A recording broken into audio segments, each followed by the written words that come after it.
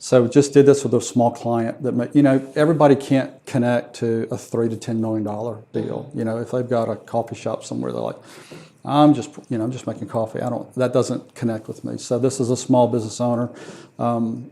And all of a sudden, her cash was running out and we couldn't pay her bills. Now, it had been kind of break even for a while, and now all of a sudden we got behind. And I'm going like, what's wrong? What's wrong? And so I did a little analysis, and I went back. So well, here's what I picked it up in July. Here's what our income, expenses, and net income were since July, and it's tracking along with it. I said, about 2 months ago, your income dipped, substantially.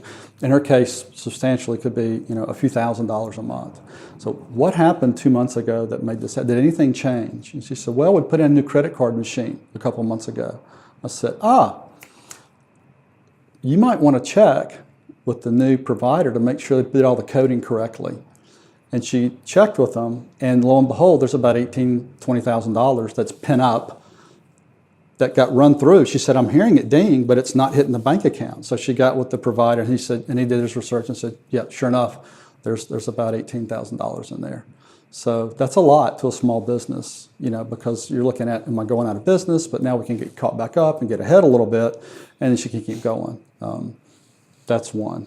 Another segue is that and I learned this through the Exit Planning Institute, 96% of all businesses in the U.S.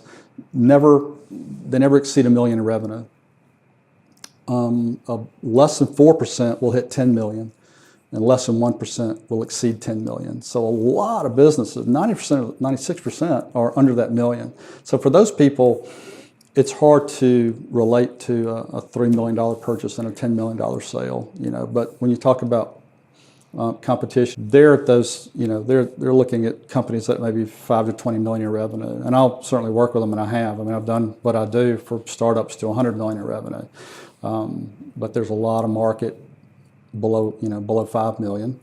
And that's where, for my business, I can scale that. I can scale the accounting piece.